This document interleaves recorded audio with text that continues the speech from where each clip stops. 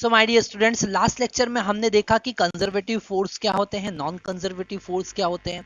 जिसका work done path पे depend करता है वो कंजर्वेटिव फोर्स नहीं होते हैं, वो नॉन कंजर्वेटिव होती है। और जिसका वर्क डन पाथ पे डिपेंड नहीं करता है, केवल इनिशियल और फाइनल पोजीशन पे डिपेंड करता है, उसे हम कहेंगे कंजर्वेटिव फोर्स। ओके, इससे रिलेटेड हमारे पास में एक क्वेश्चन है। क्वेश्चन में गिवन है अ 4 kg particle moves from the origin to position C। वो origin से C पोजीशन पे जा रहा है, having the coordinate x equal to 5.00 and y equal to 5.00 meter. One force on the particle is the gravitational force acting in negative y direction। negative y direction में उस पर gravitational force लग रहा है। Using equation calculate the work done by the gravitational force on the particle as it goes from A to C along A। Okay, तो यहां पर हमको डायग्राम की जरूरत पड़ेगी। ओके, तो हमारे पास में ये एक्स एक्सिस है, this is our X axis, this is our Y axis. Okay, और ये जो पॉइंट है, यहाँ पर हम कलर चेंज कर लेते हैं, व्हाइट कलर ले लेते हैं। ये जो कलर ये जो पॉइंट है दैट इज 5,5। ओके, क्योंकि x डायरेक्शन में भी 5 और y डायरेक्शन में भी 5। ओके, हमको वर्क डन फाइंड करना है इस ओरिजिन O से इस पॉइंट C पर जाना है। कैसे? इस पाथ के अलाउंग। कैसे? इस पाथ के अलाउंग। ये है पॉइंट A। पहले हम O से A चलेंगे, फिर हम चलेंगे A से C। ओके, तो हमको वर्क डन कैलकुलेट करना है। यहाँ पर हम लिखेंगे work done from O to C is equal to work done from O to A plus work done from A to C। अब हमको सबसे पहले वर्क डन का बेसिक कॉन्सेप्ट समझ लेना चाहिए। वर्क डन होता है force into displacement into cos theta. Okay, तो यहाँ पर अगर हम सबसे पहले work done O to C जाने के लिए दो पार्ट में डिवाइड किया, तो O to A। सबसे पहले O to A की बात करेंगे, तो यहाँ पर अगर हम ग्रेविटी की बात करें तो ग्रेविटी तो वर्टिकली डाउनवर्ड लग रहा है mg, तो फोर्स हुआ mg। कैसा हुआ? mg। फोर्स का वैल्यू कितना है? mg। डिस्प्लेसमेंट कितना है? 0 से a, यहाँ पर 5,0 तक आए, तो डिस्प्लेसमेंट कितना है? डिस्प्लेसमेंट है 5। ओके, m का वैल्यू, g का वैल्यू हम यहाँ पर पुट कर देते हैं। m का वैल्यू कितना है? 4।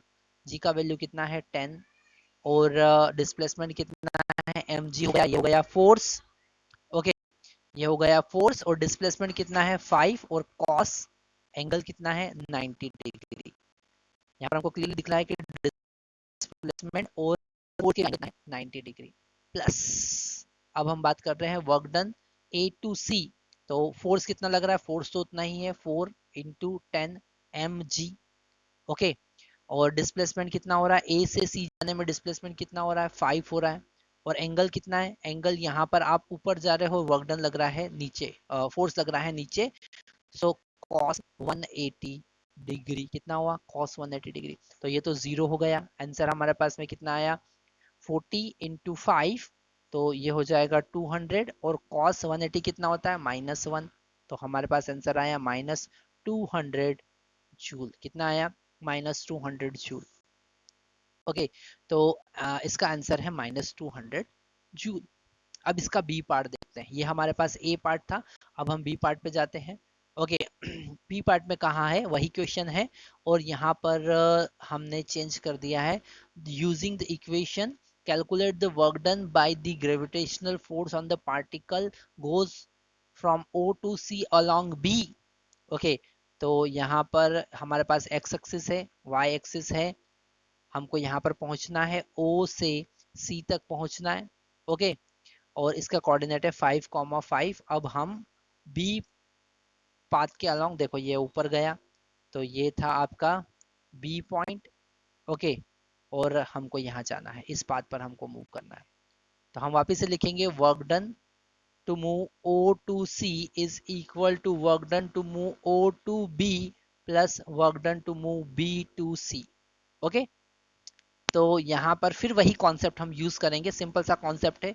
Work done from O to C is equal to O to B, O से बी जाना है, तो ओ से बी जाना है, फोर्स लग रहा है M G, M G displacement है 5 और कॉस एंगल है 180 डिग्री। कितना है? 180 degree.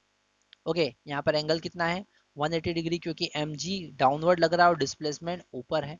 This is M G and this is displacement, both are having angle 180 degree.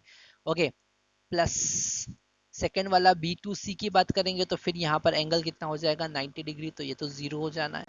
फिर से यहाँ पर आंसर आएगा -200 जूल। कितना आया? -200 जूल। ओके, तो हमने बी के, हमको लास्ट वाला पोर्शन देखना है सी। ओके, तो हम बात कर रहे हैं कंजर्वेटिव फोर्स का एग्जांपल हम देख रहे हैं, और यहाँ पर हमको कैलकुलेट करना है work done by the gravitational force on the particle as it goes from O to C along C, उस सी पाथ पर ही मूव करना है। तो ये हमारा एक्स एक्सिस है, वाई एक्सिस है, और हमको यहाँ पर पहुंचना है। इस पॉइंट के कोऑर्डिनेट है 5,5, जो कि सी पॉइंट है, और ये पॉइंट जो है वो ओ पॉइंट है। ओके, तो ओके, हमको अब पहुंचना है ओ से सी डायरेक्ट। ओके, तो यहाँ पर अगर हम work done from O to C, ये तो बड़ा इजी हो जाएगा। फोर्स लग रहा है एम जी, डिस्प्लेसमेंट है यहाँ से यहाँ तक का डिस्प्लेसमेंट कितना है? ये लेंथ होगा 5√2। कितना होगा? 5√2, है ना, क्योंकि पाइथागोरस थ्योरम से हम इसका लेंथ निकाल सकते हैं ओ सी। तो ओ से सी मूव करना है, और एंगल कितना है? कॉस। अगर हम ग्रेविटेशनल फोर्स की बात करें तो वर्टिकल डाउनवर्ड, तो ये एंगल जो है वो 135 डिग्री है। कितना है? 135 डिग्री। तो हम लिखेंगे कॉस 135 डिग्री, है ना। ये समझ सकते हो ना आपकी, यहाँ पर ये वर्टिकल डाउनवर्ड है और ये एंगल जो है वो 45 डिग्री है, तो ये एंगल 90 डिग्री हो जाएगा। तो टोटल एंगल कितना हो जाएगा? 135। तो हम लिखेंगे m का value that is equal to 4, g का value that is equal to 10, और OC का value that is equal to 5√2, और cos 135 होता है -1/√2। ओके, तो यहाँ √2 से √2 तो कैंसिल हो जाएगा, आंसर आया -200 जूल। कितना आया? -200 जूल। अब यहाँ पर आपने देखा कि हम अगर तीन पार्ट पर, तीन अलग अलग पाथ पर मूव कर रहे हैं, हमने क्या देखा? अगर हम तीन अलग अलग पार्ट पर मूव कर रहे हैं, तीन अलग अलग पाथ पर मूव कर रहे हैं, तो भी वर्क डन तीनों का सेम आ रहा है। तो ये है कंजर्वेटिव फोर्स। कौन सा फोर्स है? Conservative force. तो आप बोल सकते हो कि ग्रेविटेशनल फोर्स कंजर्वेटिव फोर्स है, क्योंकि work done does not depending on path. Thank you very much. Next lecture में हम बात करने वाले हैं work done bye non conservative force, और उसका एक एग्जांपल लेने वाले हैं।